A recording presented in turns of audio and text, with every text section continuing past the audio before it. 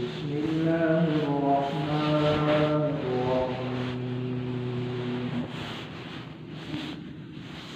إنما الصدقات للفقراء والمساكين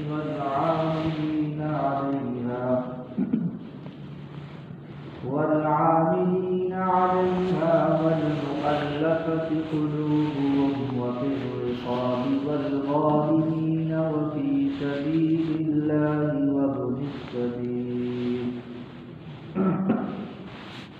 فريضة من الله والله عليم حكيم۔ پارہ نمبر 10 سورۃ التوبہ آیت نمبر 60 آپ حضرات کے سامنے تلاوت کی ہے۔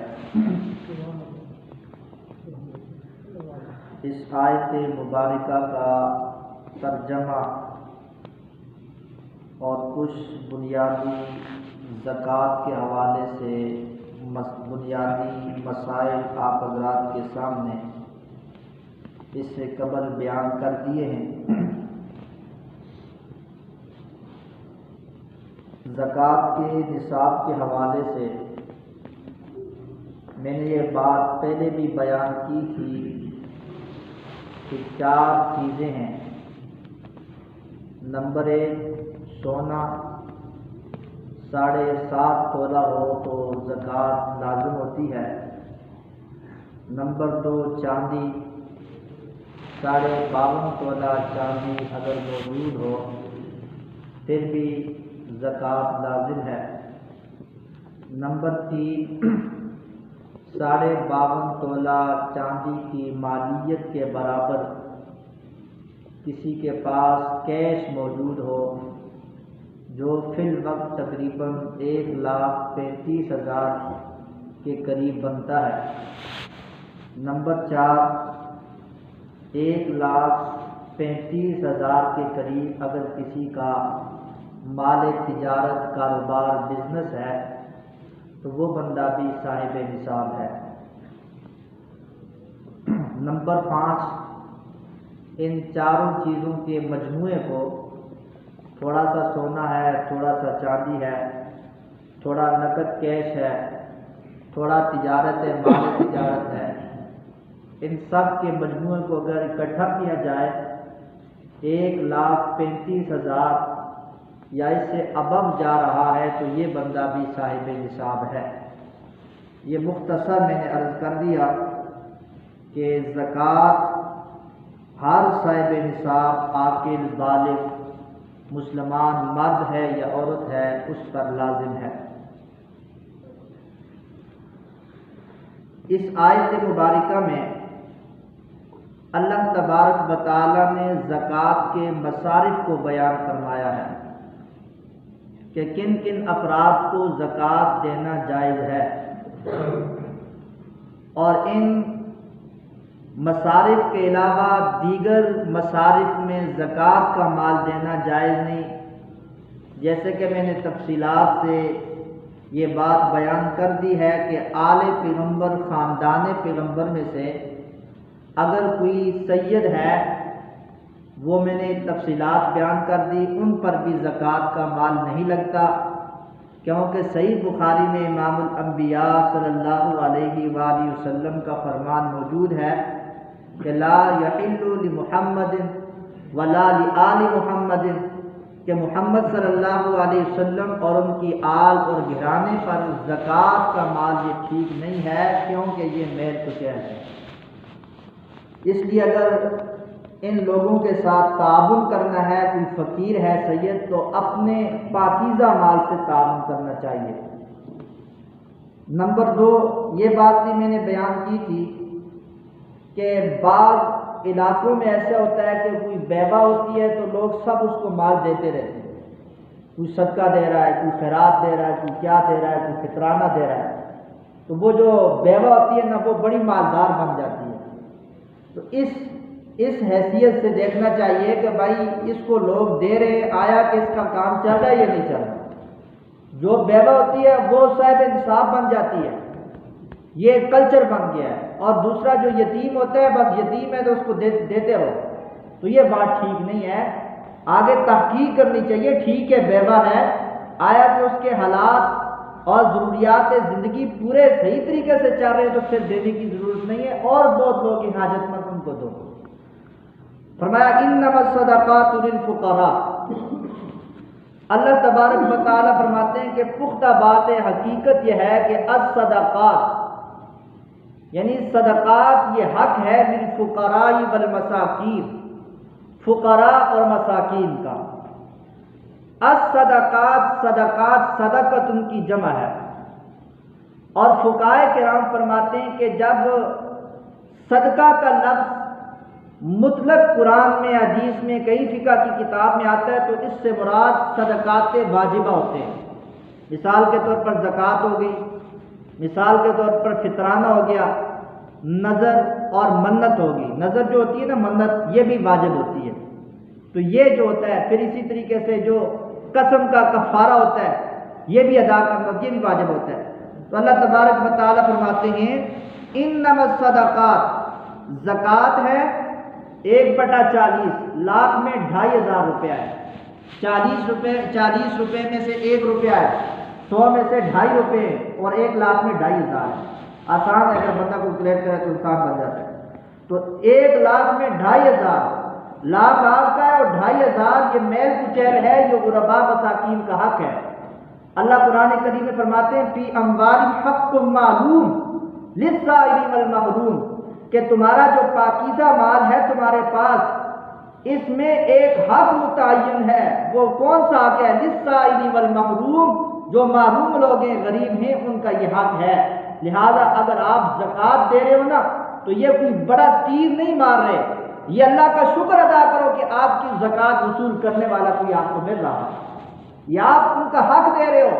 اگر آپ زکوٰۃ نہیں دیتے ہو تو یوں سمجھو کہ تم غرباء مساکین کا حق غصب کر رہے ہو، کھا رہے ہو. اور میں نے پہلے حدیث بتا دی ہیں اور پہلے گزر چکا ہے، یوم تقبا وجوہہم وجباہہم وجنوبہم وظہورہم، فرمایا کہ کل قیامت کے دن یہی مال جو لوگ زکوٰۃ نہیں دیتے، والذین یکنزون الذھب والفضة ولا ينفقونها فی سبیل اللہ، فرمایا کہ یہی مال آگ کے اس کے پترے بنائے جائیں گے گرم کر کے اس بندے کی پیشانی پر اور اس کے پہلو پر اور اس کی پیٹھ پر کیا ہے، اس کو داغا جائے.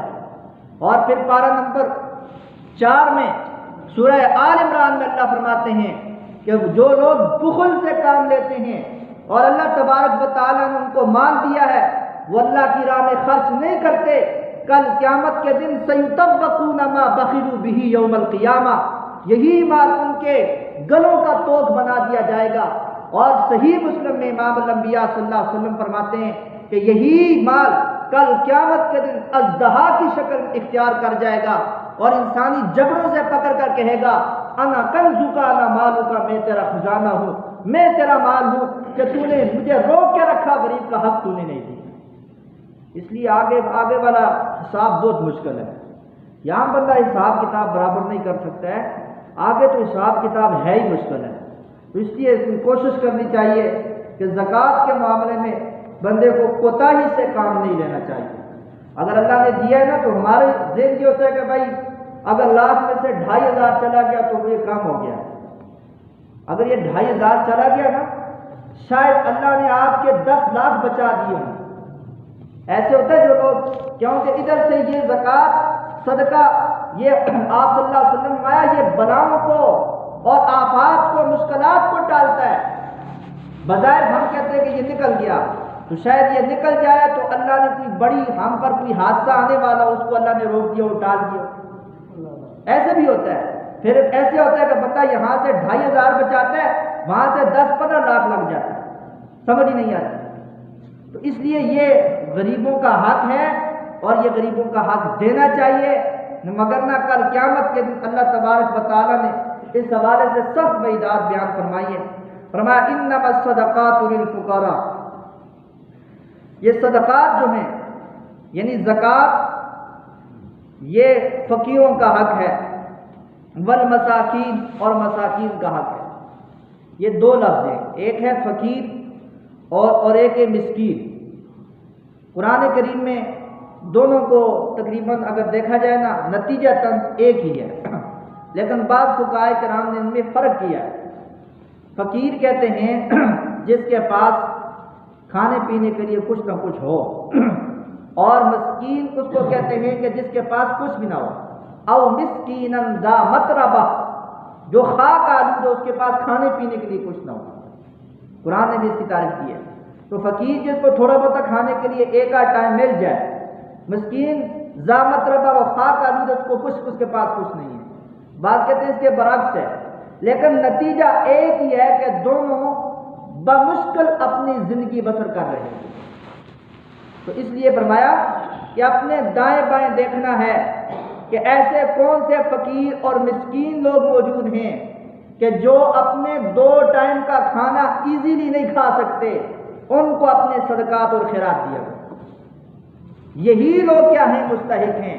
آپ عرش فرش والوں پر رحم کرو گے، عرش والا آپ پر رحم کرے گا۔ تو اس لیے یہ ان کا حق ہے۔ ہمارے ہاں بہت زیادہ غلطیاں ہوتی ہیں، کوتاہیاں ہوتی ہیں۔ ہم یہ سمجھتے ہیں کہ جو بندہ صاحب نصاب نہیں، اس کو زکوٰۃ دی جا سکتی ہے۔ میرے خیال سے یہ بات ٹھیک نہیں ہے۔ دیکھو ہر بندہ، اب میرے خیال سے آپ میں سے اکثر جو ہے نا صاحب نصاب نہیں ہے۔ اگر جو وہ کیٹیگری دیکھی جائے نا کہ 1,35,000 ہو، اتنی مالیت ہو، اور اس پر پورا سال گزر جائے، یہ نصاب کی شرط ہے، حولان خود شرط ہے۔ پورا سال گزر جائے تو سال کے بعد 1/40 وہ کیا کرنا ہے؟ آپ نے اللہ کی راہ میں دینا ہے۔ تو اکثر اگر دیکھیں نا تنخواہ دار طبقہ اس کیٹیگری میں نہیں آتا ہے، تو پھر کیا خیال ہے؟ ہم سب زکوٰۃ دینا شروع کرتے ہیں۔ الحمدللہ اچھا کھا رہے ہیں، اچھا پی رہے ہیں، اللہ کی نعمتیں، یقین کرو جتنی نعمتیں اللہ ہمیں دے رہا ہے، اور اتنے ہی ہم کیا ہے نا شکر ہے، جتنا اللہ کا شکریہ ادا کیا جائے بہت کم ہے۔ اللہ ہمیں دے رہا ہے، کھلا رہا ہے، پلا رہا ہے، یہ اللہ کی بڑی نعمتیں ہیں۔ اگرچہ ہم صاحب، اکثر ایسے لوگ ہوتے ہیں جو صاحب نصاب نہیں ہوتے، ایسے ہی باہر سول میں بھی ایسے لوگ ہوتے ہیں کہ جو صاحب نصاب نہیں ہوتے، لیکن ان کو زکوٰۃ نہیں دینی چاہیے۔ کھانا پینا اس کا ٹھیک ہے، وہ اپنی ضروریات زندگی ایزیلی پوری کر سکتے ہیں، تو ضروری نہیں کہ وہ صاحب نصاب نہیں تو اس کو زکوٰۃ ہی دو۔ زکوٰۃ اس کو دو کہ جن کا کھانا پینا اور ضروریات زندگی بھی کیا ہو جائے، مشکل ہو۔ اسی لیے اللہ فرماتے ہیں کہ سب سے پہلے کیٹیگری میں جو مستحقین ہیں، فرمایا للفقراء والمساکین، جو اپنی ضروریات زندگی بڑی مشکل سے پوری کر پاتے ہیں، لہذا ان کو اپنے زکوٰۃ اور صدقات اور خیرات کا مال دو، اور تم دو گے، اللہ تبارک و تعالیٰ تمہارے بقیہ مال کو پاک فرمائے گا، اور جو مال نکل گیا ہے اس کی برکت سے اللہ تبارک و تعالیٰ بقیہ مال کو محفوظ بھی فرما دے گا۔ یہ 2 مصارف میں نے بیان کر دیے، آگے مزید جو مصارف ہیں انشاءاللہ ان کی ڈیٹیل ہے، انشاءاللہ آئندہ دروس میں تفصیل کے ساتھ ان کو بھی بیان کریں گے۔ اللہ عمل کی توفیق